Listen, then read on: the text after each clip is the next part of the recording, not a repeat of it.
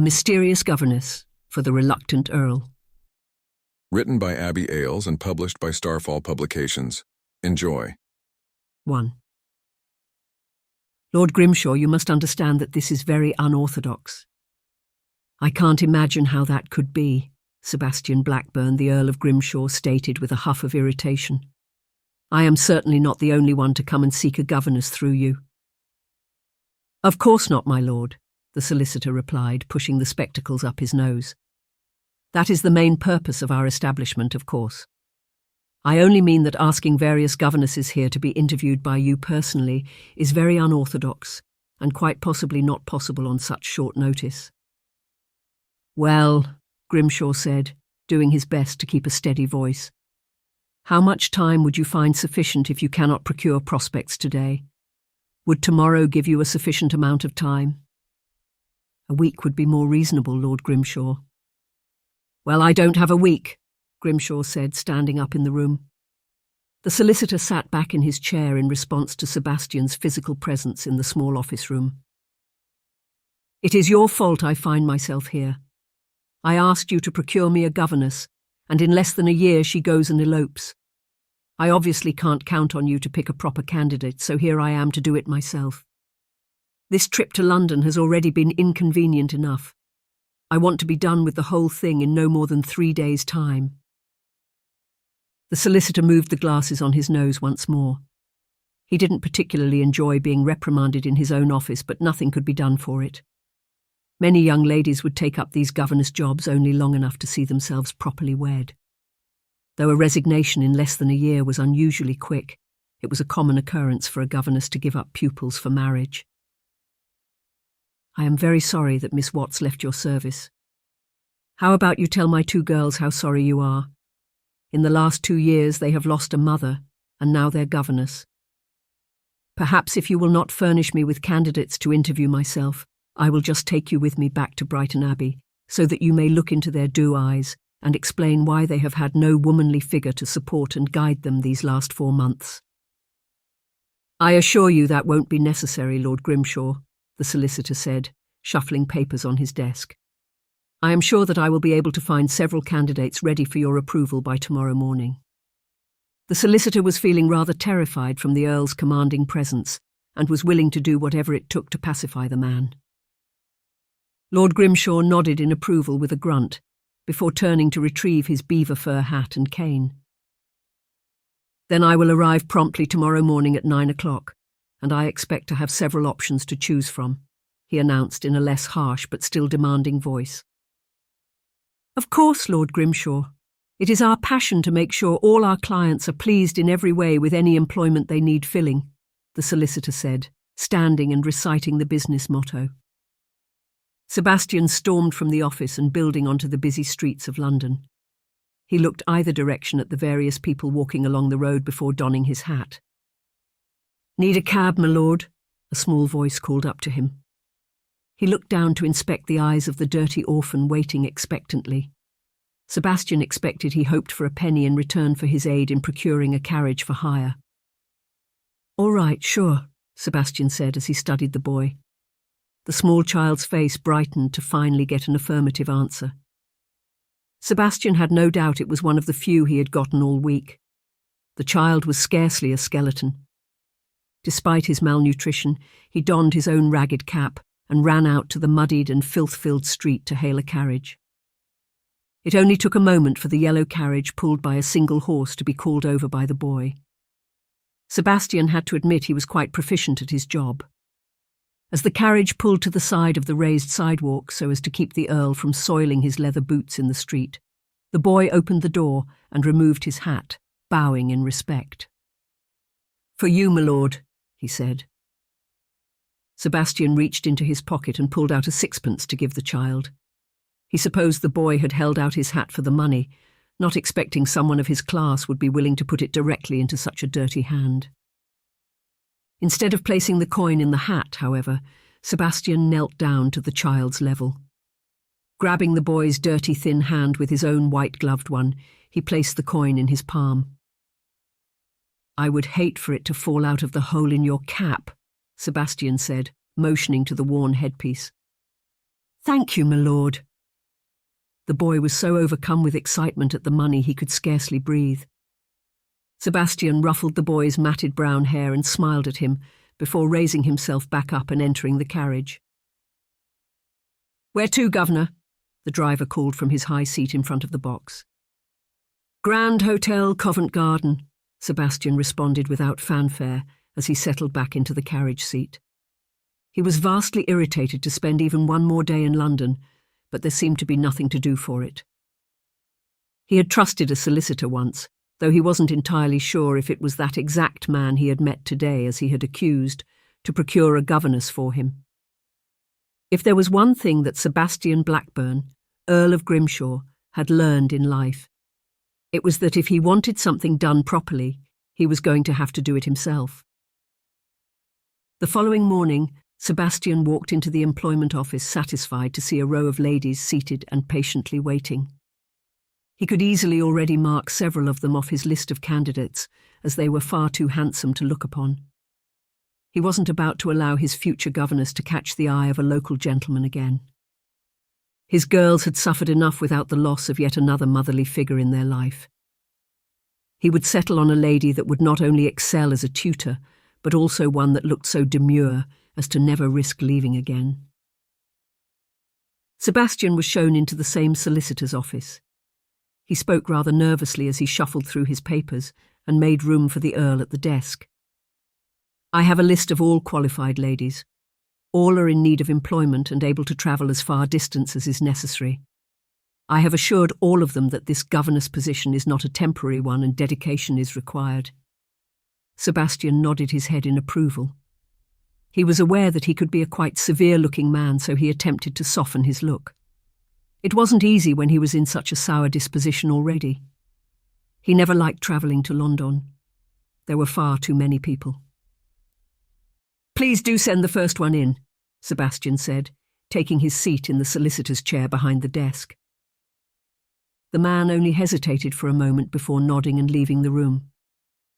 A few seconds later, he returned with a lady in tow. She was one of the seated misses he had singled out at once as far too beautiful for his position. "Thank you. I am sure you are very skilled," Sebastian said before the woman even fully entered the room. "But I am looking for something else in a governess. Good morning." He kept his thick arms on the table with his fingers interlaced. She looked up in shock between the Earl and the solicitor before the latter finally shooed her out of the room and returned with another. "This will do fine. Please have a seat, miss," Sebastian said, taking control of the room as was his habit. "Miss Mary Prescott, sir," she said as she took her seat. Sebastian spent the next several hours interviewing one miss after another. Some, like the first, were dismissed right away. Others were given the opportunity to answer a few questions, but quickly were found wanting.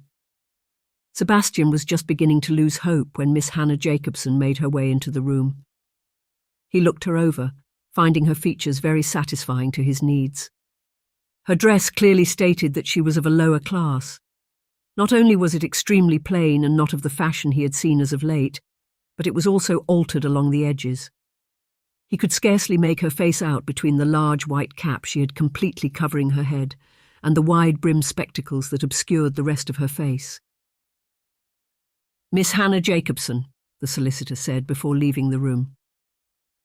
She took her seat and, passing her information forward to the Earl, kept her eyes on the hands neatly folded in her lap. Sebastian pulled his eyes from her curious figure to the pamphlet before him. Her dress seemed to make more sense as he read over that her schooling was at Hendrick's Preparatory School for Young Misses. He was familiar with the institution. Though it produced satisfactory educators, it was one often used by those who couldn't afford much better. "I am in need of a lady who can both teach my two young daughters the educational lessons appropriate to their age, as well as etiquette they will need in preparation for their adult lives. I trust your education at Hendrick's Preparatory was satisfactory." "Yes, Lord Grimshaw." "And if you were offered the position, how soon would you be able to arrive at Brighton Abbey?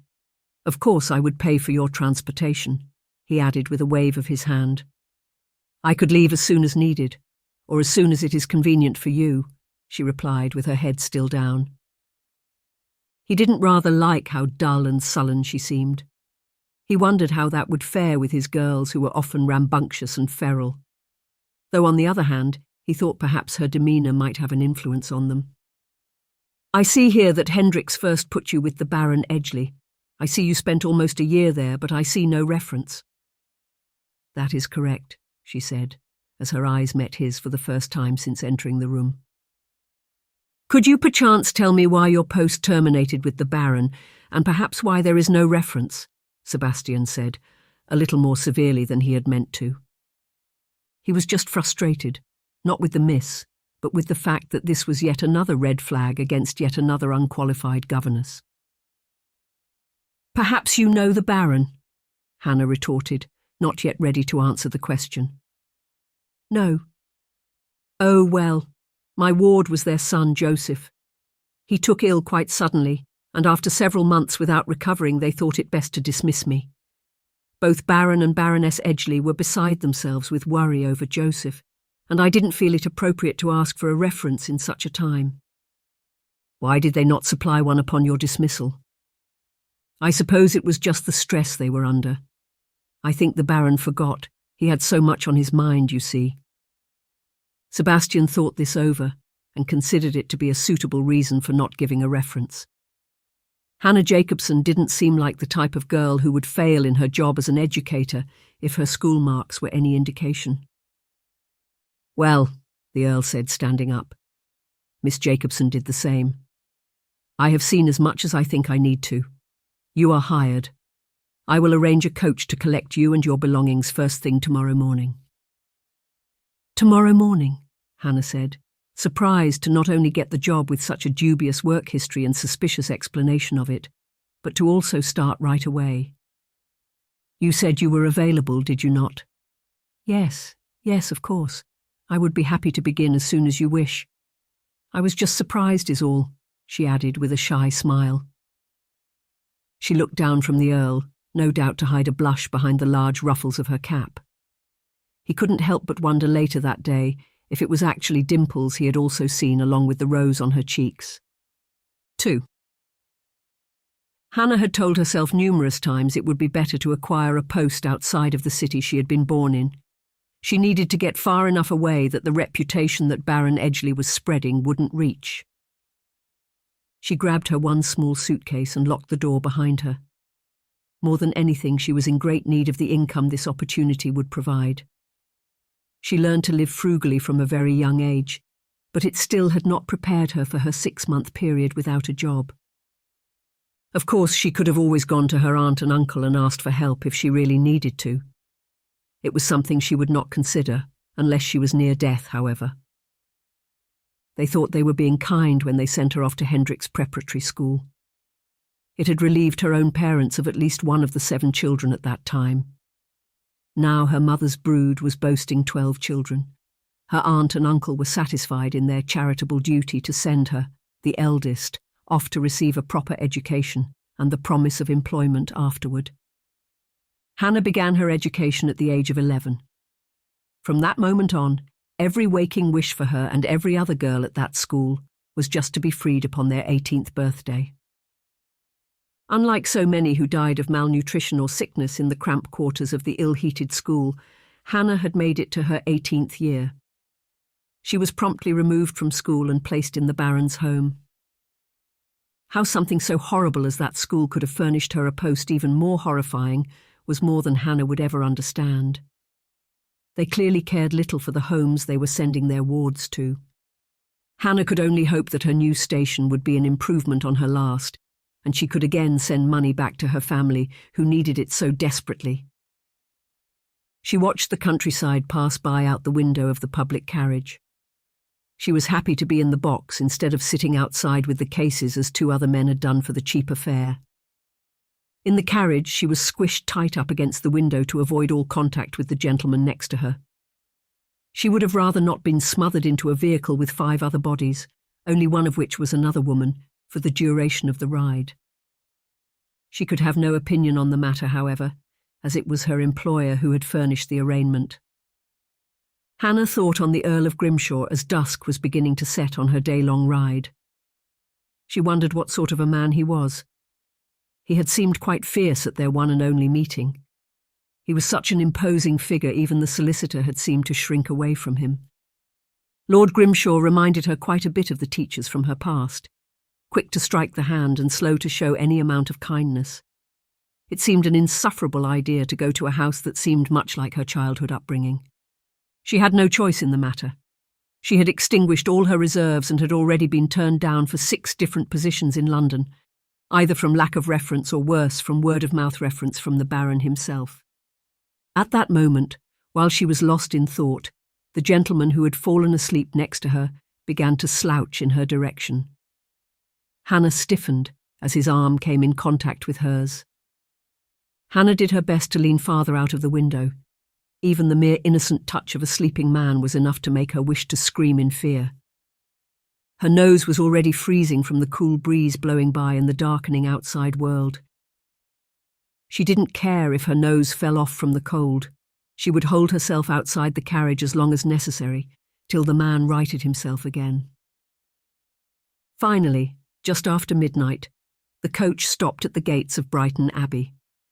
Luckily before that, her gentleman companion had woken and already removed himself at an earlier stop.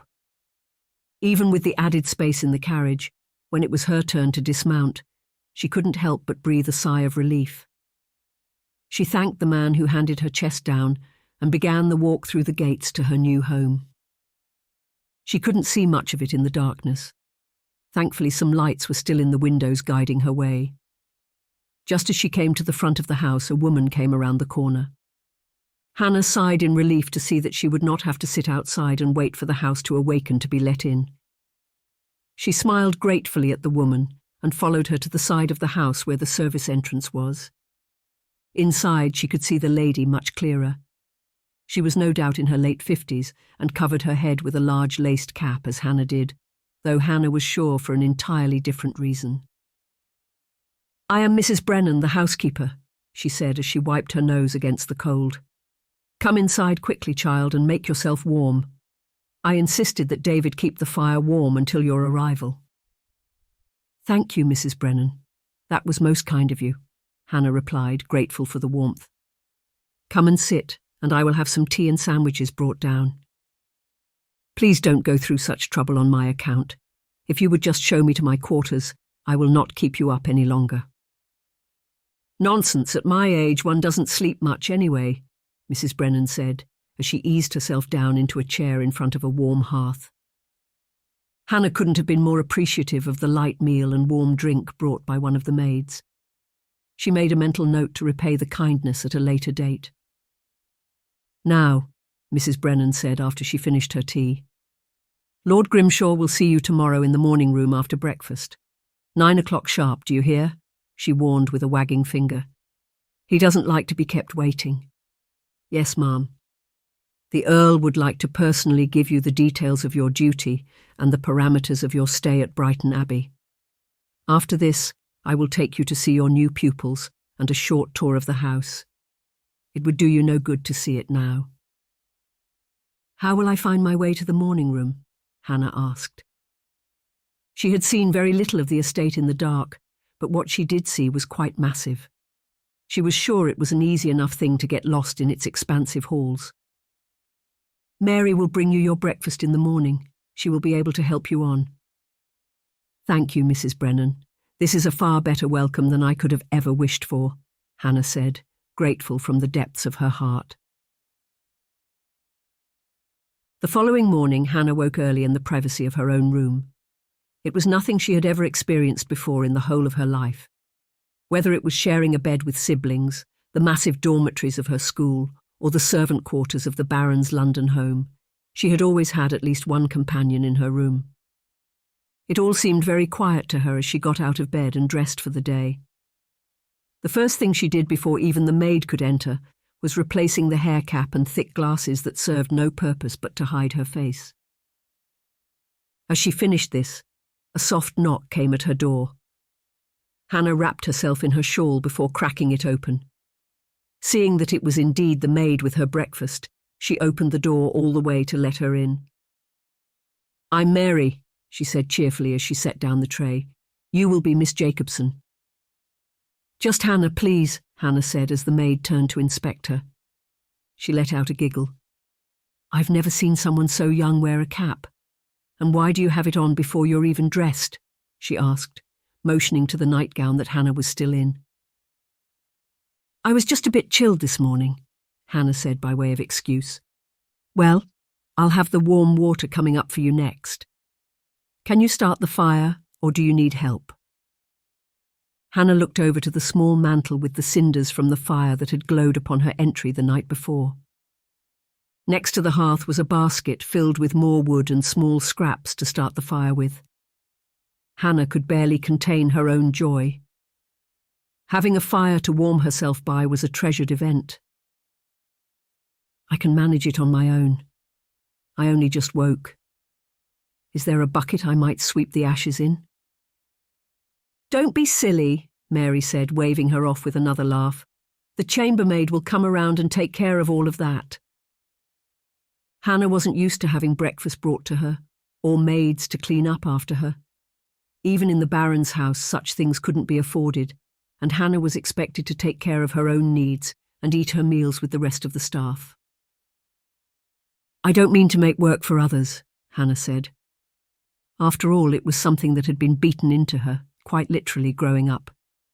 Every person in this world had a God-ordained purpose. For the missus of Hendrick's Prep, it was to serve others, not to be waited upon. "It is no more work than we are used to. This is a big house. It takes a large staff to maintain it. You will find that we are more than amply supplied to see to your comfort.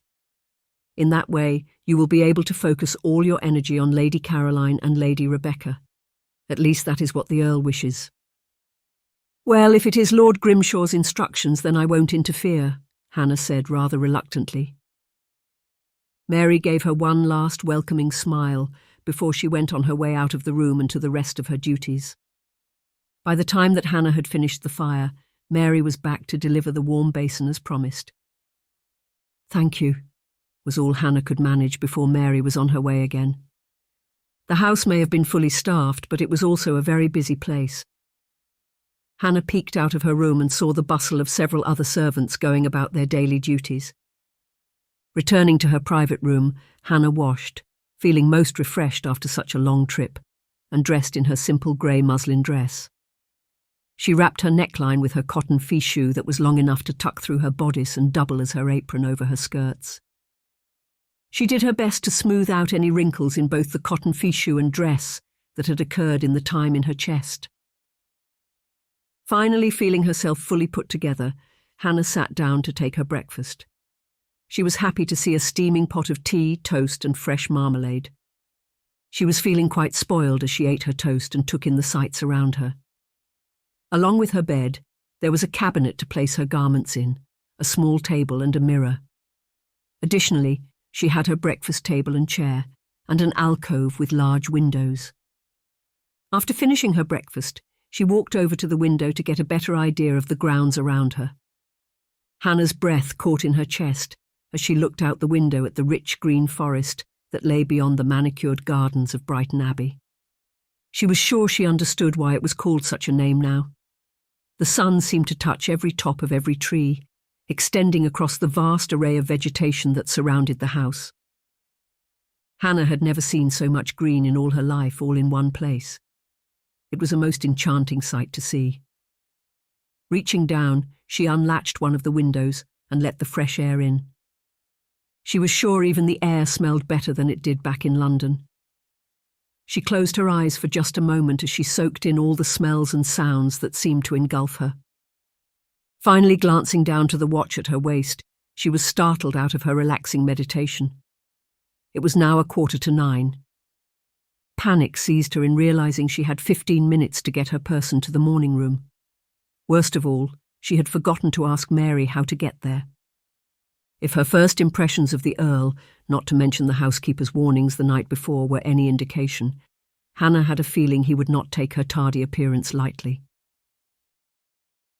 3. "Please excuse me," Hannah said to a gentleman who was fortunate to be in the hall she was presently searching. "Could you be so kind as to point me to the morning room?" She recognized the footman as the one who had stoked the fire the night before. He gave her a rather large, toothy grin as he looked her over. "So you are the new governess, then?" "Yes, and I am sorry to be rude, but I am a trifle late for a meeting with the Earl. If you could quickly point me to the proper room, I would be greatly in your debt." He surveyed her again. Hannah could not have been more grateful for her homely appearance as his eyes drifted over her. Finally, he decided she was wanting, much to her relief. "Well, you're going the wrong direction to start," he said, not finding much interest in her looks. "Then you will turn right at the main stair, and you will find it 2 doors down in the east wing." Hannah looked in the direction he was speaking and did her best to remember his words. She nodded her thanks before hurrying back the way she had come. Luckily, she found the room just as the watch attached to her waist indicated the hour. She breathed a sigh of relief as she knocked promptly on the door. "Come in!" a deep, commanding voice called from within. Hannah opened the door, set her chin at a proper height, and entered the room. She found the Earl sitting behind a small writing desk, situated in a corner of the room. It was an exquisitely beautiful room with golden wallpaper and floral couches all facing some great windows to the east. It was no wonder this was called the morning room, for the light from the rising sun brought warmth to every inch of it. "Please have a seat," the Earl instructed from behind his writing desk, while he continued at his work. Hannah hesitated for a moment. There was nowhere to sit but on the couches facing the window in front of him. It didn't seem proper to put her back to him as his desk was behind the couches. "Miss Jacobson, is there a reason why you will not sit?" he asked rather impatiently as he put his quill down for a moment to study her. "It is only—" Hannah hesitated. "I only wonder if it would be proper for me to sit when the only available seats have my back to you." "If you would please have a seat, Miss Jacobson, I will join you presently. I am just finishing up some business." Hannah didn't think his sharp tone was quite necessary. Nonetheless, she seated herself and enjoyed the view out the window as best she could, with the sound of his quick writing scratching the parchment behind her. Finally, the Earl finished his note and sealed it for delivery. Once finished, he rose from his seat and came to sit across from her on an opposing couch. "I apologize for the delay," he said as he attempted to soothe his own nerves. "Have you settled yourself well in your new quarters?" "Yes, thank you, Lord Grimshaw. They are more than I expected." "Good. Now let us get on to the business of expectations for the girl's education and your role in the household." "Of course," Hannah said expectantly. "My daughters are 7 and 5. I am sure that you will be most adequate in seeing that they continue in their scholarly education." "Yes." "I would ask that half the day be spent in scholarly learning and the other half in training as proper young ladies. You may organize the day as you wish so long as both of these standards are met." "I would be happy to impart whatever knowledge you deem necessary." "I am glad to hear that," Sebastian said, relieved to see the demure lady was all business as was he. "Now, there are some rules that I must insist you follow while you are here at Brighton Abbey. I assure you there is an important purpose for all of them, and I would ask you to adhere to them strictly. Rule number 1. I would ask that you do not go into the local village unless I take you myself." Hannah's jaw dropped open. "But, sir, I am not sure I understand the meaning of such a rule. Surely if I go along with other members of the staff that would be sufficient to see me safely there and back. What other purpose could you have for insisting I go only in your presence?" "Please, I assure you it is for a good reason. I perhaps may assign another I feel would be appropriate for the task, but as of right now that is not so. We will go to town each Sunday, and then again once a week on the afternoon of your choosing. Please advise me what day would be best at your earliest convenience, so that I may make my own preparations to be available at that time."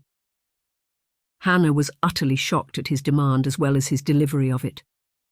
There was no question in his mind that this was completely right to do. "The second rule pertains to the first. I would ask that each Sunday you attend services with us in our family seat, so as to watch the girls."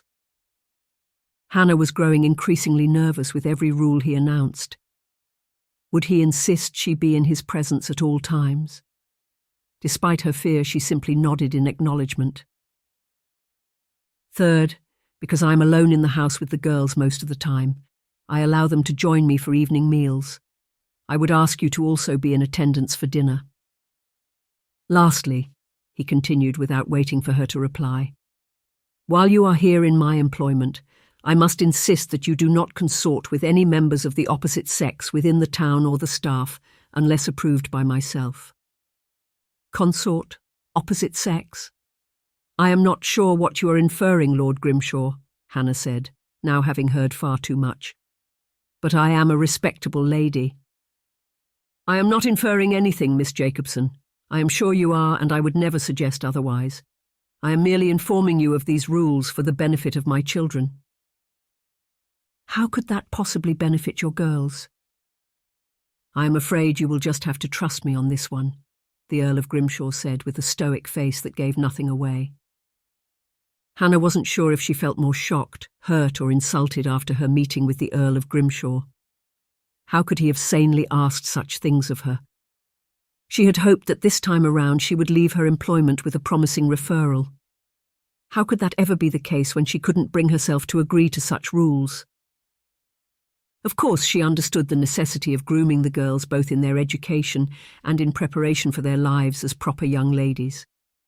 She also didn't mind the idea of attending to them at church and for supper, although it was unorthodox. She did, however, find herself vastly insulted to be told that she was only allowed out of the house in his presence.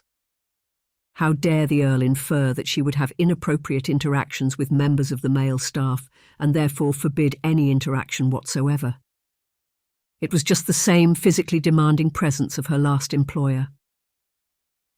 Again and again, Hannah had told herself that the Baron was just an anomaly and that her next situation would be vastly better. She was beginning to question that sound advice she gave to herself. Standing outside the schoolroom door, she smoothed her apron and took a steadying breath. She knocked first before being called in.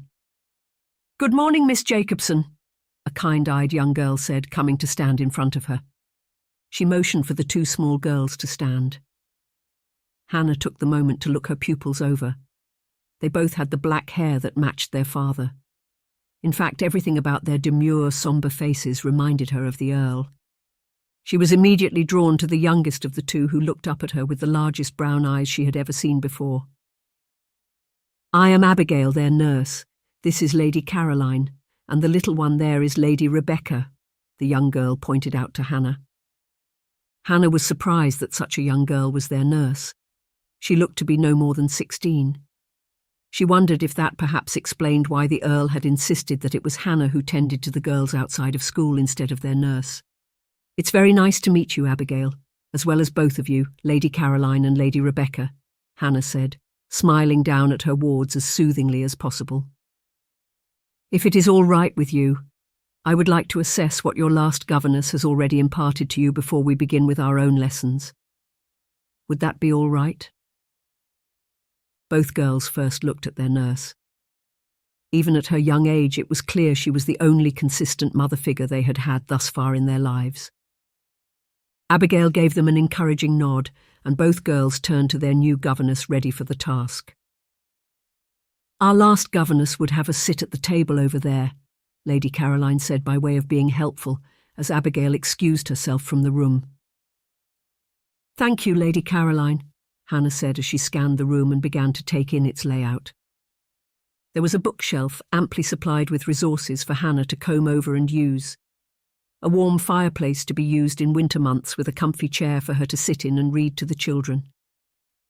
There was one desk for her use and a small table for the girls' use. Hannah spent the remainder of the afternoon assessing her two pupils. Rebecca was very young in age, only being 5, and was very new in her education. Hannah was sure her education would start at the very beginning. Caroline, on the other hand, was very knowledgeable of her numbers and letters, and was even able to demonstrate some exquisite handwriting. Both girls were very quiet, however, and much of what Hannah came to learn of them was a slow and painful process to draw out. She did notice that Caroline's eyes also continued to float away from her task at hand. She realized that her first assignment for the child would be to focus on tasks at hand and not get lost in thought. As the morning came to an end and a servant arrived with a tray of light luncheon, Hannah was relieved for the break. Her last pupil, though he truly had taken ill towards the end, had been a wild and rambunctious boy. It was a stark difference to these soft-spoken girls. "Miss Jacobson," Caroline said after Hannah suggested they take a break for tea and a light meal. "Our last governess would always read to us at the end of our lessons." Her eyes drifted again behind Hannah, and she realized that the child's distraction had been the chair with a book already set on its arm. "I can tell that you are very intent on having something read to you," Hannah said. "Perhaps it would be worth letting the tea stand a few moments to read just a few pages." "The book is just there on the chair," Caroline continued encouragingly as she grabbed her sister's hand and seated them both on the carpet. Hannah had not seen such light lit in this child's eyes thus far. She made a note of Caroline's excitement for storytelling. Perhaps it would be a way to encourage the child to open up more to her. She followed the girls over, picked up the leather-bound novel and sat down in the chair. It was a very comfortable seat, and she couldn't help but also relish the fact of many afternoons seated here reading to the children. She had just examined the cover of the book when she felt a rustling of her skirts. Hannah felt the chills run up her spine that gave her the distinct indication that a living creature was walking around in her skirts. Moving the book out of the way, she inspected her folds, and much to her dismay saw a small lump begin to move beneath the grey fabric. Grabbing the skirt and petticoat in one hand, she removed the fabric and exposed a big fat mouse with its long tail coiled around it. For a moment, Hannah froze to the spot, just watching the mouse nibble on a biscuit piece he had happily in his paws. How a mouse or the biscuit ended up on the chair she didn't care to know. As sensation returned to her body, she promptly rose from her chair and screamed. The mouse, having been interrupted from his midday meal, began to scurry frantically around the seat of the chair, not sure where to go next. Hannah screamed again. It wasn't the first mouse she had seen. Certainly there were plenty in her school growing up. But she had never expected to see one in her seat. She promptly swung the book at the mouse, hoping to put them both out of her misery. "Don't! Stop!" Caroline stood and screamed herself. Hannah watched in utter bewilderment as the child grabbed the mouse by its tail and scooped it into her hands where it sat quite peacefully. "Why would you try to squish Mr. Whiskers?" Lady Rebecca said with tears brimming in her saucer eyes. 4. "What is the meaning of all this?" the Earl shouted before he fully opened the classroom door. Hannah was still so utterly bewildered by the whole event that she barely registered the pure panic in the Earl's dark eyes. Instead, both girls and the governess stared at him blinking. From behind him, Abigail was peeking around her employer to see the status of the children in her charge. "Father!" Caroline cried, running into his arms. Rebecca was not far behind her sister. Grimshaw enveloped both his children in his thick arms and did his best to calm their fears. He bent down to their level and let both children cry into either shoulder. "She tried to kill him," Caroline sobbed out. "Kill who?" Grimshaw asked ever so softly, though his dagger gaze on Miss Jacobson was less than gentle. "Mr. Whiskers," Caroline replied, holding up her rodent for her father's inspection. "She tried to hit him with a book." "It's all right now, girls," he cooed to them both. Standing up, he faced Miss Jacobson with his full, overshadowing stature.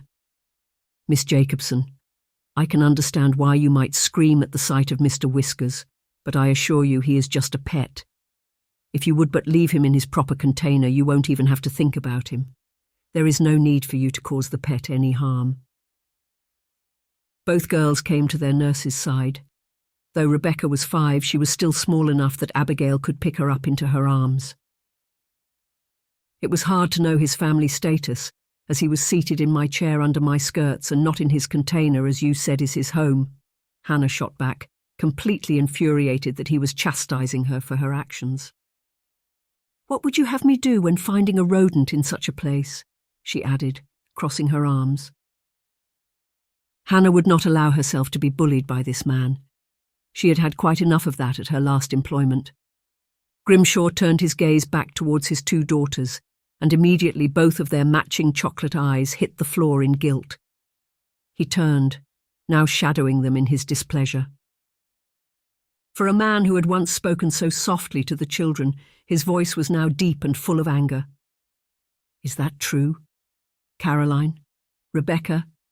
Did you put Mr. Whiskers on Miss Jacobson's chair?" "I only gave him some of my biscuit from breakfast. He wanted to eat it in the chair, not his cage. I guess I forgot he was there," Caroline said, though it was easy to see she was making the story up on the spot. "I don't think that is all the truth," he retorted, now looking at his youngest daughter. Rebecca cracked under the pressure of her father's disappointed gaze. "We only meant it as a joke, Father. Honest," she said in her soft, shaking voice. "I am very disappointed with the both of you," he scolded, as silent tears trickled down from their downcast eyes. "I went through all the trouble of bringing you a new fine governess all the way from London, and this is how you welcome her." "I don't want a new one," Caroline said with her eyes on the ground. "I want Miss Watts back." "Well, she isn't coming back, Caroline. It is time you resigned yourself to that fact. You are far too mature to be playing such silly pranks. I would suggest for the remainder of the day you two work on writing an apology letter to Miss Jacobson." Hannah opened her mouth to protest. It was entirely unnecessary. Yes, it was a nasty trick, but making them write out a letter of apology was sure to make them only despise her more. Though Grimshaw's back was turned to the governess, he instinctively knew she was going to protest his punishment. He held up a hand to silence her. "Abigail will be tending to you for the rest of the day," he continued when satisfied that Miss Jacobson was not going to speak out of turn. "You will not be joining me in the West Wing or for supper this night. I expect you both in bed early so that you may contemplate how better you might welcome your new governess," he added deeply. Both girls, who were first shocked by his punishment, now looked to the rug below their feet and simply mumbled a, "Yes, Father." "Now, if you will follow me, Miss Jacobson, we have more to discuss, while Abigail will see to the girls' task for the afternoon." Hannah opened and closed her mouth a few times. She would have much rather dealt with the situation on her own, not have his lordship barrel in and take control of the situation. Yet he stood at the door and motioned for her to exit with him, and there was nothing she could say about it. "We're sorry, Miss Jacobson," Rebecca said just above a whisper as Hannah passed. She knelt down before the both of them. "I know you are, and I forgive you both. I am sorry, too, that I tried to squish such an important member of your family." The Earl cleared his throat, and Miss Jacobson stood and exited the room with him. She rather thought she still might be in trouble with him as well, though she had no idea how this could be. Much to her surprise, however, the moment the door was shut tightly behind her, the Earl bent over in uncontrollable laughter. Again she found herself completely bewildered by this man. Finally, he stood and wiped a stray tear from his eye. "A mouse on your seat," he said more to himself than to his present company. "I must say that I am not so surprised by Caroline, but I can't believe Rebecca went along with it." "I am relieved you are finding humour in the situation," Hannah said rather coolly as she looked up at him with arms crossed. "Oh, I'm sorry, Miss Jacobson. I don't mean to offend. I am sure it was quite a fright for you, though I must say it took a good amount of bravery to try and kill it. It was a shock at first, I must admit, but it didn't help that you didn't give me a chance to compose myself. Instead, you completely took over the whole situation. How am I to get the girls' respect if they see you taking charge at every misstep?" "Well, they are my children," Grimshaw retorted back. "It is certainly my responsibility to discipline them, not yours." "And why did you have to do it so harshly? You clearly didn't find the offence so heinous by the way you could scarcely escape the room without laughing. It would have been better to have let me deal with it on my own." He repeated Hannah's defensive gesture by crossing his own arms and looking down his long-pointed nose at her.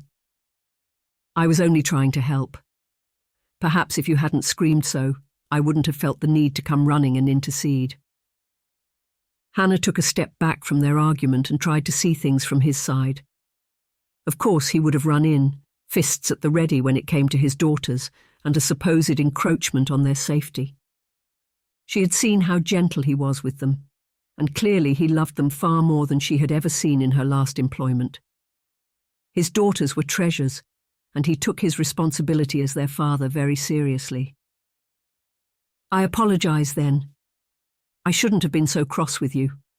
I suppose I am still a bit frazzled," Hannah said, removing the false spectacles and rubbing the bridge of her nose. The blasted things did pinch something fierce. "You don't need to apologize," Grimshaw said, feeling his own resolve to be angry melt away. "Come, let us sit to tea, and perhaps I can give you a better idea of why the girls might have behaved so." Hannah raised her eyes to meet his gaze, surprised by his invitation. She questioned his motives. Frankly, she questioned any man who wished to be in her presence alone, especially her employer. Sebastian couldn't help but feel his heart catch in his throat when he saw the lady before him without her bothersome spectacles. They were so thick and large that he had not even noticed the staggeringly gorgeous blue eyes beneath them. As she studied his intentions, he was taken aback by her thick, dark lashes that seemed to flutter like butterfly wings. He wondered to himself what she looked like with both the glasses and her oversized matron cap removed. Was her hair dark like her lashes and brows, or lighter in colour? He tried to imagine what would suit her better. It was impossible to tell with her head so closely covered. "I promise you will find it most enlightening," the Earl added by way of encouragement. "I believe you will understand the girls better once I have told you about their history." "All right," Hannah said rather reluctantly. At first she had feared his imposing features, especially when it culminated with anger in her direction. But now he seemed so gentle. It was as if he was well aware of his fearsome stature and matched his movement and speech to soften his rough exterior. Together they sat in a luxurious drawing room. Though the room was of good fashion, it seemed to her that it hadn't been used for quite some time. There was the fact that several maids hurriedly rushed around to open the floor-to-ceiling curtains. Behind each set were magnificent arched windows that let in the glow of the afternoon sun. After a few moments of looking around the room, Hannah could pick up its distinct femininity. This was no doubt once his wife's sitting room. Hannah's eyes fell on an embroidery hoop filled with a half-finished pink rose. Her fingers tingled to touch the sample, while her body was sure her mere presence was trespassing on the late lady of the house. Mrs. Brennan came in herself carrying the fine china tea set on a silver tray. She set the tray on a small table next to Hannah. Hannah looked around the room and realised that she was no doubt sitting in the lady of the house's spot. The whole room was situated around this one chair with its table next to it. It would make it easy for a lady to serve her guests and talk freely with all of them seated around the warmth of the hearth. As realisation dawned, she looked over at the Earl. He did his best to hide his discomfort at the fact, but he wasn't doing well. "May I serve the tea?" Hannah asked. "Yes, of course," he said awkwardly, while he cleared his throat a few times. She poured the tea and added 2 sandwiches to a small plate. Standing, she brought it over to him. Then she got her own cup and a small plate and stealthily moved to sit in a different spot. He smiled at her, thankful for her understanding. It was very clear to Hannah that just as the Earl loved his daughters, his heart was still full of mourning for his wife. 5. For a few moments the two sat in silence, and Hannah wondered why he had insisted she spent this time with him, as he didn't seem to have anything to say. That old lump grew in the back of her throat again. Was he merely looking for a private audience with her? He did seem different from the Baron in the few days she had been in his acquaintance, but perhaps all men were the same in that respect. "I do apologise again for being overbearing today. I should have let you handle the situation," Grimshaw said after finishing his sandwiches and setting his tea aside untouched. "You care deeply for your daughters, though." Hannah inserted the reasoning he was no doubt thinking about. I am sure it was just an automatic reaction to come to their aid." He softened into a little smile. It seemed a bit of a foreign expression on such a skilled scowler. "It is not just that. You see, I hoped that I could take this afternoon to explain things better to you. Perhaps then tomorrow when you rejoin them in the classroom, you will not hold today's actions against them. I would never do such a thing. They are children, and children make mistakes. I am sure they thought it a rather funny joke." Hannah assured the Earl that she had no intention of reprimanding them past their father's requirements today. "I am glad to hear that. But if you would allow me to explain their situation anyway," he said softly. He was such a large man, he seemed to fill the whole of the couch he sat on. It looked a bit comical to Hannah. She wondered if there was truly any place on earth this man didn't seem to fill to overflowing with his physical presence. "You know that their mother died when they were both very young. She took ill quite suddenly and we lost her," Grimshaw said, turning his head away from Hannah and to the window. "I'm sure the loss was felt more greatly by Caroline." Hannah encouraged his words when he didn't speak more. "Yes, well, she remembers her. Rebecca was only 3, so small. It breaks my heart that she will have no lasting memory of her own mother." He paused again. This was not an easy subject for him to speak on, and Hannah allowed him the time to collect his thoughts. "Caroline is really at that age now when a mother's influence is necessary. Of course it is necessary for a lady at any age, but as they get older, they are needing more and more of that feminine example. I thought I had found such a thing in my last governess. Both girls adored her. Of course they have always had a youthful light to them, but with the governess it was different. They were happy in ways I can't explain. Then she left us suddenly." Hannah wanted to ask why, but also feared his answer. She too had left her last station suddenly. If his rules and controlling mannerisms were any indication, Hannah feared the Earl was cut from the same cloth as the Baron. Unfortunately, he didn't give the governess's reason for leaving, and it only made Hannah question and wonder more. "When she left us, the girls were beside themselves. I did my best to help them and keep them entertained, but there is just something different about time with a woman. They need that influence. I suppose what I am getting at," he said, brushing a hand through his cropped black hair, "is that their little act today was more out of fear." "Fear, Lord Grimshaw?" "Yes, I am sure they fear attaching themselves to a lady only to have her leave them again. That is why I made sure to interview the governesses myself, no matter how unorthodox. It is also why I picked you. You seemed like someone who would be willing to be their pillar." He looked deep into Hannah's eyes, and she feared he had reached her very soul. "I know it is a lot to ask, but I need you to be that woman for my girls. Can you overlook their actions and see their hurt behind it? Will you truly forgive them and be that feminine figure that they need in their lives?" Hannah couldn't speak for a moment. She was overcome with emotions at his earnest pleading as well as the penetrating stare of his brown eyes. She took a sip of tea, for nothing more than to break the intense connection between them. It also gave her the strength to answer.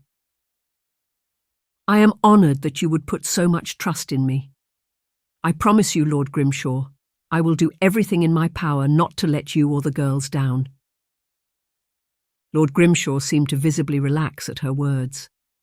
Hannah felt a strange comfort herself to know that she had relieved him of some burden he must have been silently carrying, at least these few months since the last governess left.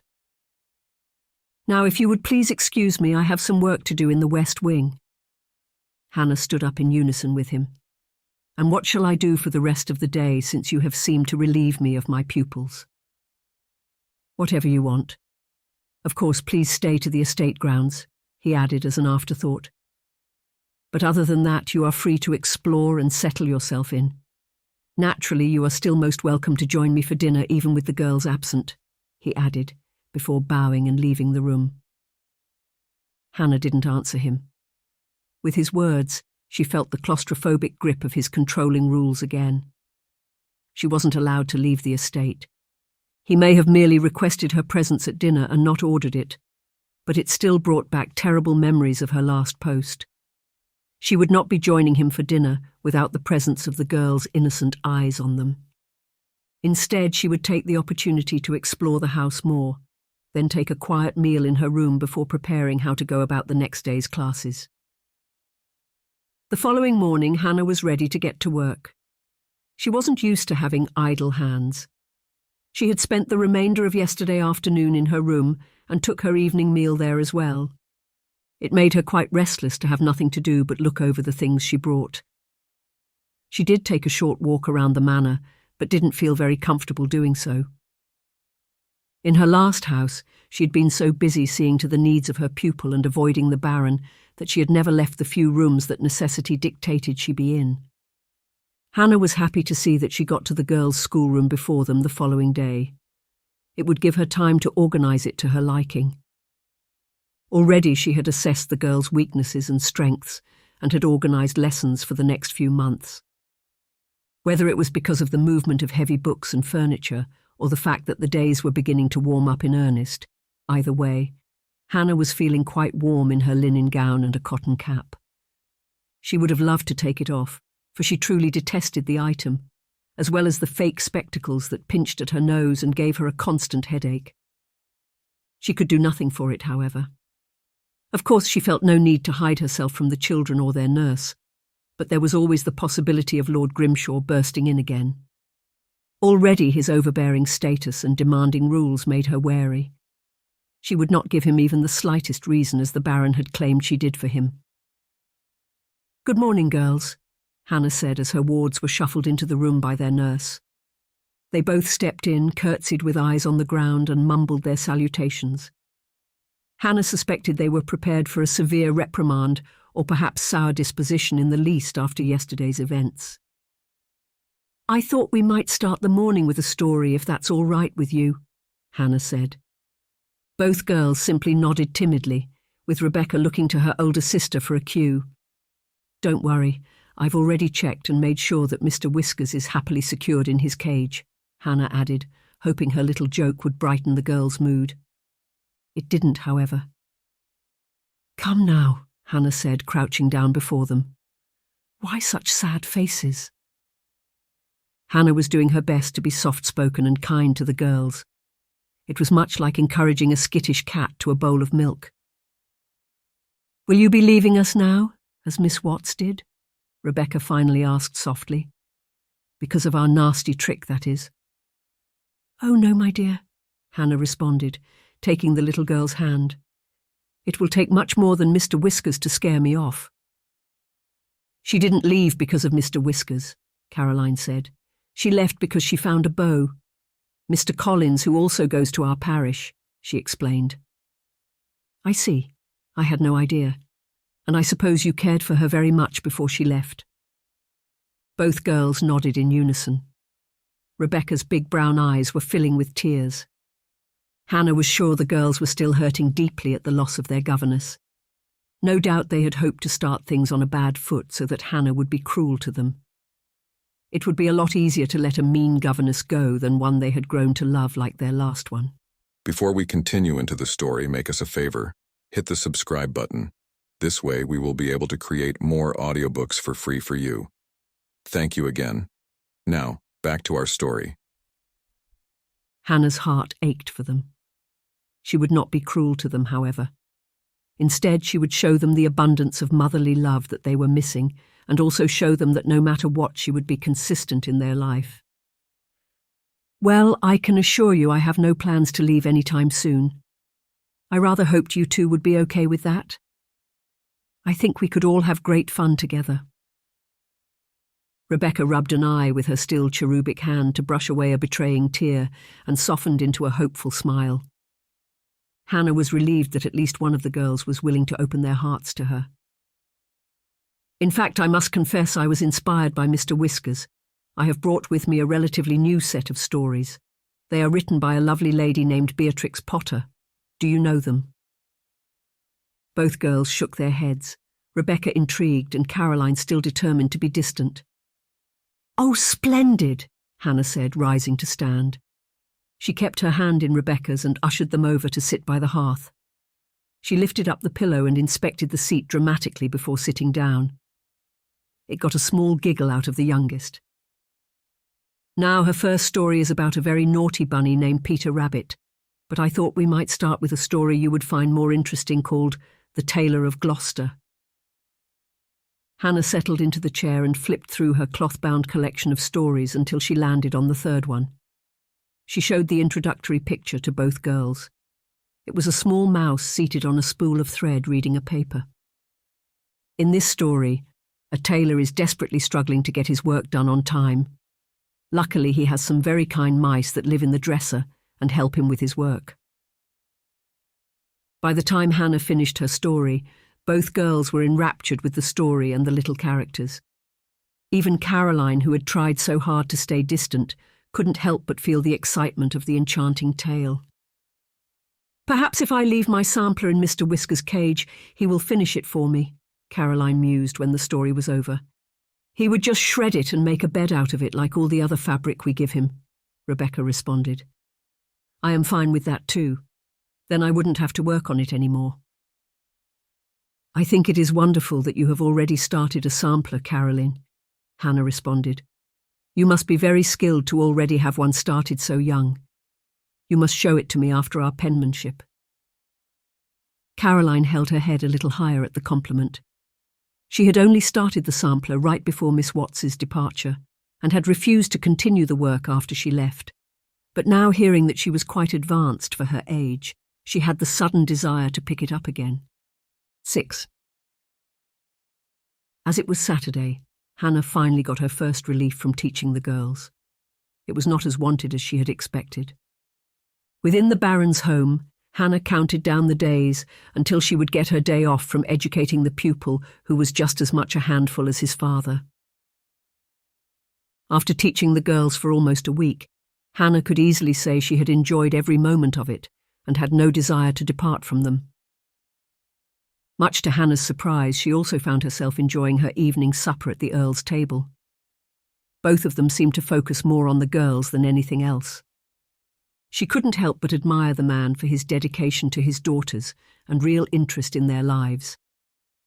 Though she was looking forward to a chance to catch up on some grading over the last week and having a small break from work, she was also apprehensive of the day. Hannah didn't want to stay cooped up in the house, but also felt concerns about travelling to the nearby town. Lord Grimshaw's overbearing rules seemed to pound in the back of her mind. She refused to ask his permission, or even his accompaniment as she went to town to pick up a few items she was in need of. At the same time, she did slightly fear his wrath at knowingly breaking his demands. She couldn't afford to be dismissed from a job yet again, and without a good reference. More than that, she couldn't bear to leave the girls after making so much headway with them this last week. She was sure that to do so would be a greater detriment to their already delicate demeanours. Instead, Hannah sought out the advice of Mrs. Brennan. Perhaps the lady would accompany her to town, thereby stepping around the Earl's requirements. "I wonder if I might have a moment of your time, Mrs. Brennan," Hannah said, after softly knocking on the housekeeper's office door. "Yes, of course," Mrs. Brennan replied, coming to stand from behind her desk. "I don't want to disturb you if you are otherwise engaged," Hannah said, motioning to the paperwork before the housekeeper.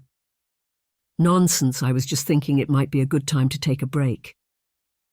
She pulled a cord on the wall that also contained a series of bells of her own summons from the main house. Instantly, a young kitchen maid came in the room and curtsied. "Will you bring some tea for Miss Jacobson and me?" Mrs. Brennan asked the girl politely. She nodded and quickly left the room. The middle-aged woman motioned for Hannah to join her in 2 chairs with a small table between them. Other than the sound of rustling skirts and the clinking of Mrs. Brennan's keys at her waist, the downstairs of the manor was a peaceful place. "Are you settling in well?" Mrs. Brennan asked after they both sat. "Yes, the room is magnificent. The house is one of the most beautiful I have ever seen." "Have you been around the gardens at all? They are all abloom this time of year." "I've gone out a few times with the girls over the past few days. The skill of the gardeners is breathtaking." I will have to pass your compliments on to Hanson, our head landscaper. He will be happy to hear of your enjoyment. I do have a concern, however, that I hoped you might help me unravel. Of course, Mrs. Brennan said as the tea was set before them and served. I need to go to town to get some items. Unfortunately, the Earl has expressed that I shan't go without his accompanying me. The housekeeper nodded her head in understanding. I would hate to be such a burden on him. I wondered if perhaps you need to go to town sometime in the future and I could accompany you. If Lord Grimshaw fears for my safety outside the estate, surely your company or perhaps Mary's would be enough to satisfy him. I can assure you that his rules have nothing to do with danger at Concordshire. It is a most peaceful place, and there is certainly nothing like the ruffians of London to worry about, she added with distaste. Hannah gathered that Mrs. Brennan didn't care for the city. Then why have such a silly rule? Hannah asked with a lump in her throat. She had hoped that he would not be as controlling as the Baron, but could see no other reason why he would put such demands on her as to have control over her at all times. Did the Earl tell you the nature of the last governess's departure? I only know that she met a gentleman and was married. Yes, a kind man from the local parish. He was a student of the vicar, and has since left to take on his own parish. It was very hard on the girls. Lord Grimshaw told me as much, and I could easily tell from them. Yes, Mrs. Brennan agreed meditatively. I believe he is hesitant to let another governess go the same way. He would do anything to shield those girls from heartbreak. I can't blame him for that. Nor I, Hannah had to agree. But certainly, I cannot be held accountable for someone else's choice. I can promise you I have no desire to find a husband or marry, Hannah continued, tugging on her plain brown muslin dress. Give him time and I am sure he will soften. Until then I would suggest adhering to his requirements. He is very protective of his children and would not take lightly to any act that he would consider a threat to their happiness. I am sorry, but I cannot bring myself to ask him to accompany me to town. I assure you that despite his large stature, he is a very gentle man. You would find his company most agreeable. I don't doubt that, but it wouldn't be appropriate and I can't do it, Hannah said vehemently. Well, I know that Mary goes to town on Saturdays as well. I am sure she would be more than happy to pick up whatever you might need, or mail any letters you might have. Hannah sat as she considered Mrs. Brennan's words. She had rather hoped the lady would have just agreed that going with another member of the staff was good enough. She couldn't risk the Earl's wrath and subsequent dismissal. Mrs. Brennan might have thought he was somehow gentle below that dark exterior. Certainly she had seen such with his daughters, but she didn't for a second consider that to extend to herself.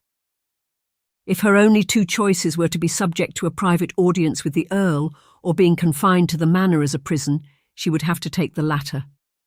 She wouldn't lose this job for the sake of the girls and her own livelihood, but that wouldn't for a second lead her to giving up her morals. She had fought off the Baron. She was sure she could withstand the Earl of Grimshaw as well. Hannah left Mrs. Brennan's office not with the end result she desired, but at least a resolution to her problems. She would seek Mary out. Hopefully she hadn't already left for town. Much to her satisfaction, she found Mary seated in the staff common area, and she was happy to pick up the needed items on behalf of Hannah. Hannah was making her way down the hall back to her quarters. She rather thought, since she wasn't able to make the trip to town, she would select a book from her room and spend some time in the garden. Well, look who has found her way downstairs, a man's voice called from behind her. She whipped around to find Mr. Poole, the footman, leaning against a door frame she had just passed. She rather thought to just keep walking on and ignore him altogether. "How are you finding Brighton Abbey, Miss Jacobson?" he asked, rubbing his hands on a cloth and taking a step towards her. Though she had at first had uneasy thoughts of the gentleman, she thought it innocent enough conversation, so she turned fully to answer him. "Very well. Thank you, Mr. Poole. Everyone has been most welcoming to me." "I'm sure they have," he said, eyeing the edge of her cap. She had a sudden urge to pull it down tighter around her hair and pull up her fichu all at the same time. He continued to slowly walk forward until he was far too close to her. She meant to take a step back, but he instantly put a hand on her shoulder. "Excuse me, Mr. Poole," she said, trying to shake off his grip unsuccessfully. "I really must be going." "What's the hurry?" he asked, as a thumb rubbed against the fabric of her dress. She tried again to step away from him, but instead he used the movement to push her against the hall wall. Tucking the cloth in his back pocket, he placed his other hand against the wall, completely blocking her in. "I can't help but wonder what you are hiding under all that fabric, Miss Jacobson," he said, looking her over with hungry eyes. Her heart was pounding in her chest and she wanted to scream. His hand moved from her shoulder, and she felt his fingers run along the edge of her white fichu. She felt him tug at it. With a gasp, she reached up to stop him, but instead, he grabbed her wrist and held it tight. He continued to tug at the white fabric until one side was completely out. "Please, stop, Mr. Poole. I will scream," Hannah said, mustering all the courage that she had. He paid her no mind and successfully removed the garment, exposing the top of her full chest. "Why, Miss Jacobson, you were hiding something magnificent under all that fabric. What will I see when I remove your cap next? Perhaps beautiful blonde hair, or rich dark brown? Or shall I be surprised by a redhead? You certainly have the milky white skin to go with fairer hair." He ran one finger along the edge of her gown. It seemed he either didn't believe she would scream or didn't care. "Mr. Poole, you will remove your hand from me this instant, or I shall go straight to the Earl about your unseemly behaviour." "Oh, I don't think you will," Mr. Poole said, smiling with satisfaction at her defiant glare. "I am all too aware that the Earl has forbidden you from having any interaction with the opposite sex. You tell him and I will simply counter that you came on to me.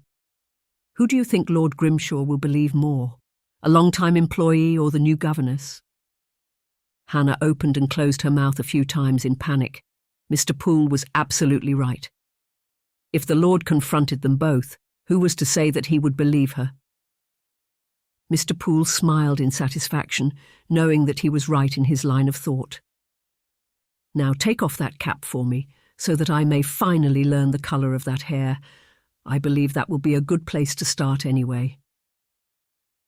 Tears welled in Hannah's eyes. She would not give him the satisfaction of obeying, but was also terrified that she would have no way out of this situation. "Mr. Poole, have you finished with the silverware yet?" a man's voice called from down the hall. Whether the man could see that Mr. Poole had her pinned up against the wall she was unsure, but she didn't wait to find out. As soon as Mr. Poole turned in the direction of the voice, she swatted his hand and ran as fast as her skirts would allow, leaving her fichu behind. She paused just before turning to the stairs that led up to the main house and her own room. Mr. Poole had picked up the lost garment. He held it to his nose and took a deep breath before opening his eyes again directly on her. She felt a fearful shiver run down her spine at his glare. She may have escaped him, but it was clear he wasn't going to give up. With hot tears streaming down her face, she ran the length to her room and locked the door behind her. Throwing herself onto the bed, she melted into a hysterical cry. Again she was to be tormented by a man. All the images of the Baron came back to her. All the times he cornered her, made excuses to get her alone in his office, and even made advances on her in front of his son. In the end, word had travelled to his wife, and the Baron had insinuated that Hannah was the cause all along. He claimed she had tempted him with her beauty and promiscuous ways. It was no more Hannah's fault that she had looked the pretty miss than a plain one. Yet the Baroness had believed her husband and Hannah was dismissed with a stained reputation and no hope of another situation. She was sure that with her new plan to completely cover every inch of her body, there would have been no question to her virtue or any infringement on it. She had been so wrong. It seemed that no matter where she found herself, she would be helpless to stop rakes and their desire to take from her flesh. Chapter 7. Hannah. Baron Edgley's voice echoed in the darkness. She wasn't sure exactly where she was, only that she had been wandering in the dark for some time now. At the sound of his voice, her own caught in her throat. Hannah ran the space of the darkness looking for some way out as his taunting seemed to grow closer and closer. Finally, she could make out a dim light in the distance and she ran for it. The closer she got, the more she realized it was the crack of a door and the light of freedom and safety just beyond. "Hannah, my pet, there is no reason to play so coy with me." The voice was getting ever closer from behind as Hannah, heaving against her stays, did her best to run for the door. Finally, she gripped the handle and used it to pull herself into the room. She fell in exhausting only to realize that it wasn't the ground that had caught her. She looked up, her eyes following the hands, up the arms to the shoulders, and then the face. "Why, Miss Jacobson?" Mr. Poole said with that sickly smile planted on his narrow face. "No need to throw yourself at me." Hannah struggled to get up and away, but the arms that had caught her now tightened their grip till she squealed out in pain. Holding her tight, he lifted her to her feet and pinned her hard against the wall. "Help!" she screamed with all her might. "Shout all you want," he said, pushing his body against her own. "There is no one to hear you here." He licked his lips as his eyes fell down the length of her body. With one swift movement of his hand, he grabbed the top of her dress and ripped it, exposing her undergarments and bare shoulder. He kissed her neck and shoulder and she screamed again. His head lifted this time, showing the face of Baron Edgley. "Leave me alone," she screamed as she beat against the man to no avail. He ravaged her again along her neck and collarbone. This time when he rose, he was yet again Mr. Poole. Grabbing both shoulders with his painful grip, he lifted her off her feet and threw her across the room onto a lounge. Hannah fell with a hard thud against the cushions and screamed with all her might as he walked slowly towards her, a horrid smile ever present on his thin lips. Hannah bolted upright in her bed. The sound of her own screams had woken her, and in the darkness, she wasn't sure if she was truly awake or if the nightmare only continued. She struggled to catch her breath when heavy, quick steps ended with her bedroom door bursting open. Hannah screamed again instinctively and jumped from the bed. "What? What is it?" a deep, hoarse voice demanded. She scarcely saw the figure of the Earl by the candle he held, but the image didn't register. Instead, she reached for the first object she could, a book on the table next to her bed, and chucked it at him. "I won't let you near me," Hannah screamed. Lord Grimshaw instinctively blocked the book that was thrown at him, completely baffled by her actions. Was she mad? He reached forward and grabbing one elbow, he shook her good and hard. "Miss Jacobson! What's the matter with you?" She seemed to snap out of it with the shake. She looked around the room, startled and bewildered. One hand cupped her mouth and large tears spilled from her eyes. "I'm so sorry," she muffled, finally waking up. Grimshaw set the candlestick on the table that had once held the book, and ever so gently took a step closer to her. "I heard screams. I thought something might be... Was it a dream?" he asked, still trying to piece together all that had just happened. All she could do was nod her head while she still held her mouth. She was shaking uncontrollably, and Grimshaw was sure that at any moment she would crumple into a heap on the ground. Instincts kicked in and he pulled her to his chest. She didn't fight the action. Instead, she fell against him and let her sobs out full force. "Hush now, Miss Jacobson. It is all right," he cooed, with his chin resting against the top of her head. "It was just a dream, nothing more." As Grimshaw held her, he allowed one massive hand to rub up and down her back to soothe her. His eyes were caught by the long gold braid that shimmered in the little candlelight that went the length of her back. He absent-mindedly wondered how she fit such a long golden lock under such a small cap. "Do you want to tell me about it?" Grimshaw said against her hair as she finally started to calm down. It was as if the words woke her for a second time. She took a step back and out of his arms. Though he let her go without a fight, He immediately felt an empty cold where she had been against him. "I'm sorry, forgive me, Lord Grimshaw," she stammered. She wrapped her arms around herself, no doubt to hide the state of undress, though he was sure he had never seen a plainer and more modest dressing gown. "There is nothing to forgive," Grimshaw said in a soft voice, much like when one of the girls was upset. "Yes, I woke you up in the middle of the night. I can't imagine the disturbance I've caused. Please forgive me. It won't happen again, I promise," Miss Jacobson murmured, her blue eyes fuller of fear than tears now. "Come, it is all right," Grimshaw said, taking another step forward. She took a fearful step back, however, and that stopped him in his tracks. Grimshaw was used to being feared because of his overpowering features, but for some reason it pained him tonight to see her terror. "If you are sure you are all right, I will leave you then," he said, letting his hands fall to his sides. "I will send someone up with a cup of tea to calm your nerves." It was a statement, not a question, and for once Hannah was okay with his demanding nature. She wasn't sure if she would be able to fall back asleep ever again after that dream, but the warm drink would be a welcome comfort.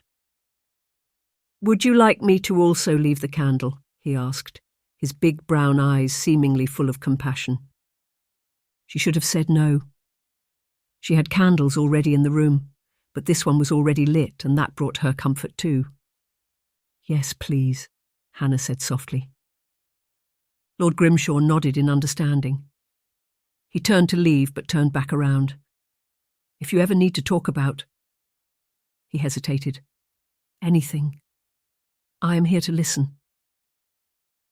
Hannah took in the weight of his words. It was very kind of him, but at the moment she couldn't bear to say the words to anyone, certainly not to him. Lord Grimshaw would take her words to Poole, and then the accusation would turn on to her.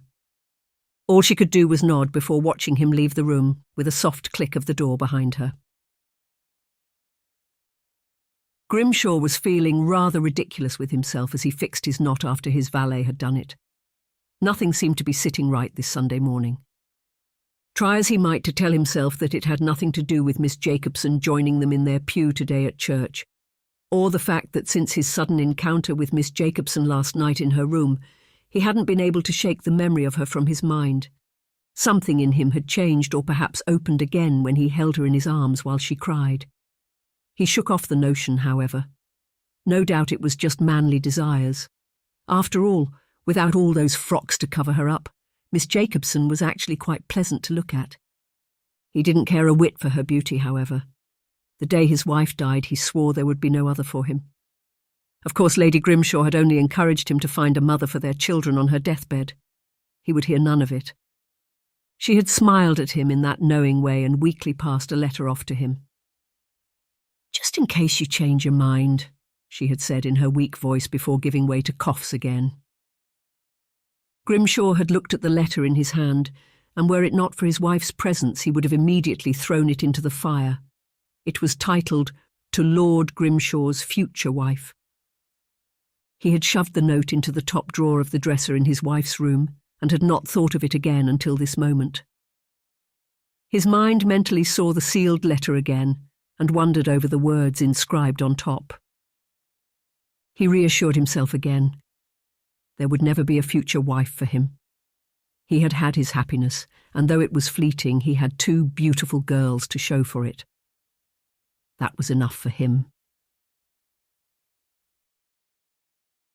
Miss Hannah Jacobson stood before her own mirror in her room, much the worse for wear. She did her best to stuff her hair in the cap before setting a hat on top of that. It was her Sunday hat with a bright yellow ribbon bow tied around its wicker brim. She didn't feel bright at all, like the hat on her head or the matching corn-blue dress with its yellow flower pattern. In fact, if she could crawl back into her bed and never come out, that would have suited her just fine.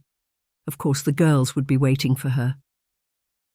She was to pick them up at the nursery and escort them down to meet their father in the carriage.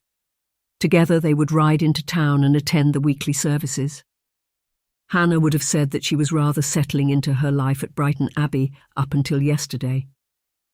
Now she had been accosted, had the weight of Mr. Poole possibly lurking around every corner, and worse, had made a fool of herself during the night. How much of what she shouted had been screams and how much had been words? What she feared more than ever was that she may have said something pertaining to Baron Edgley. If that were the case, Lord Grimshaw would certainly look into her past employment, wondering why she would call his name at night. It would only be a matter of time, then, before the Baroness would spread her lies even to this far-flung country house. Hannah was sure by week's end she would be unjustly ruined again and have exhausted all opportunities for employment. What was she to do then? She certainly couldn't return to Hendrick's preparatory school. They had, of course, offered her a place there since she was one of the most accomplished students. She could bear living on the streets better than returning to that place. Yes, life would be better for her as a teacher than a pupil. No longer would she have cold, draughty dormitories, forced washing in water that must have the ice broken first, or improper clothing against the winter cold. She could never treat those girls the way she was treated, nor bear to watch another do so and keep her mouth silent. She had been beaten, shamed, and starved enough in one childhood to ever stand by and watch it happen to another. No, she would never be a good fit for Hendrick's, and she doubted that the Baroness hadn't already written to them as well. No welcome was to be found there. As nervous as she was to see Lord Grimshaw this morning after such a personal and embarrassing encounter last night, it was a necessity. Only then could she gauge his own mind and perhaps decipher how much she had said through her screams. She didn't feel up to the task after such a fitful night of sleep, but there was nothing to be done for it. After all, if Hendrick's was good for one thing, it was to teach young ladies to withstand almost any amount of starvation or sleeplessness and still perform up to snuff. She placed her pin in her hat, covered both her hands in laced gloves, and left her room to collect her 2 wards. Chapter 8. Grimshaw had convinced himself by the time he left his room and made his way downstairs that all feelings and nervousness was nothing more than imagined. Still, he couldn't help but stare as he watched Miss Jacobson descend the stairs with his 2 daughters in hand. Of course, both girls had been dressed in their finest by dutiful Abigail. Caroline was wearing a grey silk dress with a burgundy rose pattern running down in stripes with matching burgundy velvet bows in her dark brown hair. Rebecca looked ever the baby in her pink silk dress, with its matching pink petticoats sticking out of the bottom. It had been a gift from his last trip into London, and he was happy to see her in it. Rebecca loved everything girly still, and Grimshaw wanted to savour that in his youngest daughter as long as possible. But not even the beauty of his little girls could keep his eyes off of Miss Jacobson. As she slowly made her way down with a child in each hand, she rather looked like a golden angel from the large window reflecting light behind her. The large yellow ribbon in her hat reminded him so much of the hair he had rested his head against only the night before. He was surprised to see, too, that for the first time Miss Jacobson was not wearing the large spectacles that had hid most of her face since he first met her. He couldn't help but notice her perfectly clear blue eyes that matched her dress perfectly, as well as the soft indent of dimples on either cheek. Perhaps if she smiled, they became more pronounced. He suddenly felt an unnatural desire to say something funny, only to experiment with the truth of his hypothesis. "Have you forgotten your spectacles?" Grimshaw asked as soon as the ladies finished their descent and came to stand before him. He wanted to say how refreshing he found seeing her perfect porcelain skin without their hindrance, but knew that would be far too forward. "Yes," Miss Jacobson said, releasing Caroline's hand and pinching the bridge of her tiny nose. "I only need them for reading." "Will you not need to read the hymn book? We have time to wait if you need to go and retrieve them," Grimshaw added rather reluctantly. He was hoping to see more of Miss Jacobson without the constant shield her glasses caused by seeing truly into her eyes. "No, I will be fine. It is only for excessive amounts of reading, like schoolwork," she continued in her fabrication of a story. In all honesty, Hannah had reluctantly gone without the eyewear, only because the crying the night before had given her such a headache. She couldn't bear the pinching sensation the spectacles gave behind the ears and at the bridge of her nose in such a state. She had rather hoped it wouldn't make that much difference, but the Earl had commented on it. He was also looking down at her in a way that was quite frightening at the moment. She hated to sound vain, even in her own head, but she was sure that her beauty was nothing more than a curse set upon her. Luckily, no more words were said on the matter, and Hannah followed behind the Earl, who happily took Caroline's free hand as they left Brighton Abbey. Hannah had to shield herself against the bright light as they exited the manor house. It seemed to be so beautiful and alive outside that she wondered for a second if it could be Easter morning. The carriage ride into the town was one to remember for her. On her way to Brighton Abbey, it had been much too dark to see the fields of green or trees fat with spring leaves. Now there seemed to be every shade of green surrounding her. Along the road's edge sprang little wildflowers.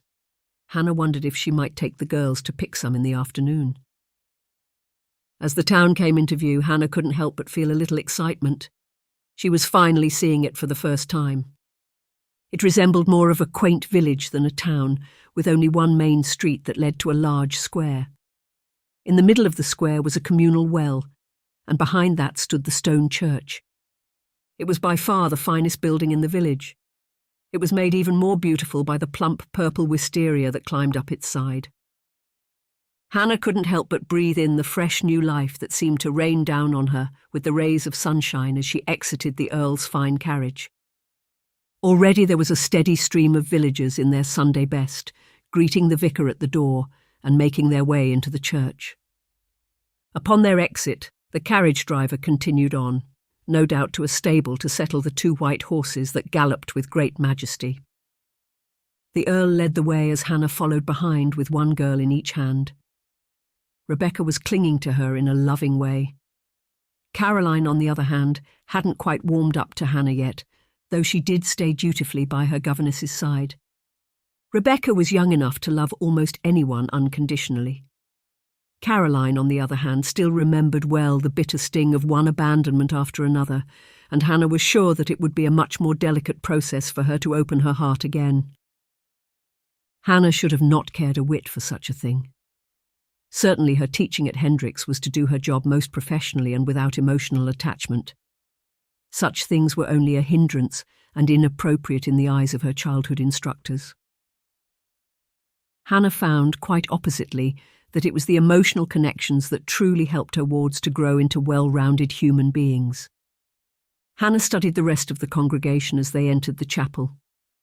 Aside from her small party, it seemed that most were just humble farmers. She did recognise a few members of staff from Brighton Abbey, however. Her heart ran cold at the realisation. Why it hadn't crossed her mind before, she didn't know. Certainly, if the Earl attended services in Concord, then so did the rest of the household. If there was a parish supported by the Earl on his property, then he would certainly attend there. Along with the townsfolk and nearby farmers, there would also be a healthy dose of Brighton Abbey staff members in today's congregation. That, unfortunately, would include Mr. David Poole. "Good morning, Lord Grimshaw," a feeble voice crooned with a bow. Looking upon the vicar, Hannah had to guess he was close to the end of his life. No doubt it was the reason for the younger man at the parish at the time of their last governess's service. Though she was told now both Miss Watts and her new preacher husband were removed from this place elsewhere. "Good morning, Dr. O'Driscoll," Grimshaw responded in his deep, commanding voice. "Please let me introduce our new governess," he added with a sweeping hand back for Hannah to come forward. "Miss Hannah Jacobson." Hannah curtsied respectfully. He seemed to eye her with a raised brow.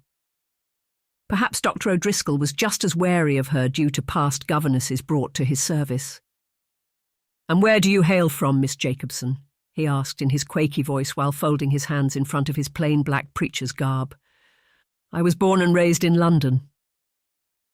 "I would assume so, since Lord Grimshaw only seeks the best governesses, and naturally they will come from the fine city. But where in London, my dear?"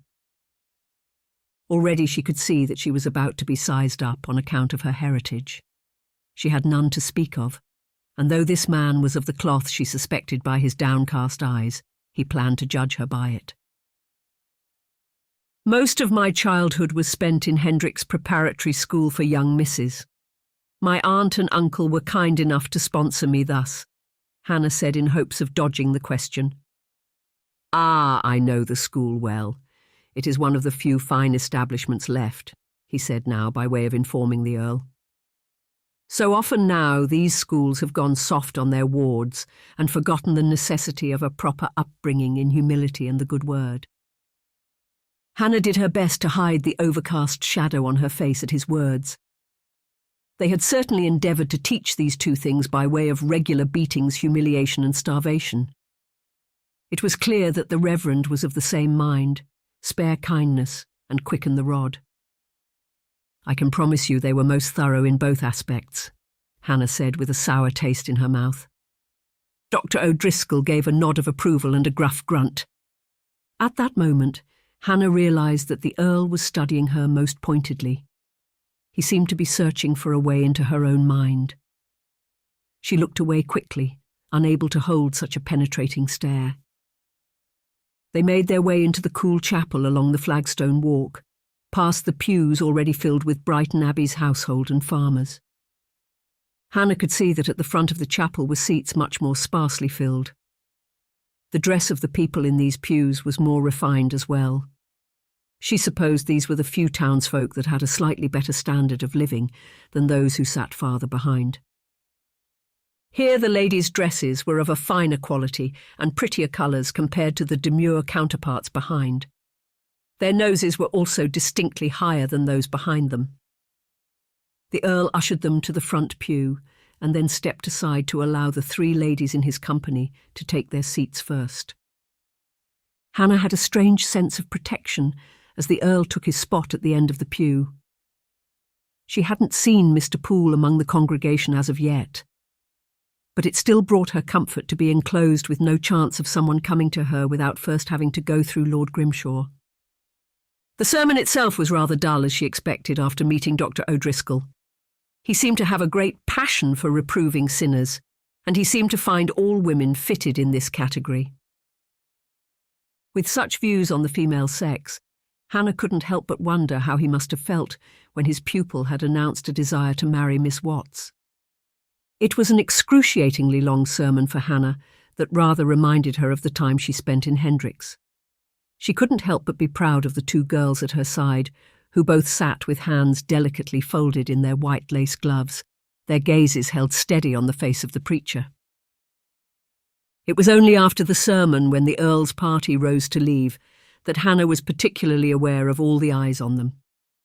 The Earl, for his part, paid no heed, and instead thanked the vicar for his words, and then continued down the way, sharing words here and there with several men. "How long do you think this one will last?" Hannah heard a lady whisper behind her hand to another. "Well, at least she isn't as fine to look at as the last. Perhaps that will be the Earl's saving grace. Poor dear, he was so heartbroken after his wife. Then to have the last governess abandon him." "It is a wonder his daughters aren't wildlings," the first agreed. "I heard that he refuses to take them to town for the benefit of the tutors. He insists that they stay in the county seat. One could say he is just lucky his daughters are relatively well behaved." Both ladies looked in Hannah's direction, and she held their gaze. She would not hide the fact that she had heard them, nor shy away from it. One of the ladies had the decency to blush at being caught, but that didn't stop them from turning and continuing their hushed talk as they made their way out of the sanctuary. Scan the QR code or click on the link in the description to read the full book. The full audiobook will be available on YouTube in a few days. What did you like the most? Comment below and share this video on your social media and with your friends. Watch one of the following videos. Subscribe to our channel, like this video, and hit the notification bell to not miss any new audiobooks. Thank you for watching.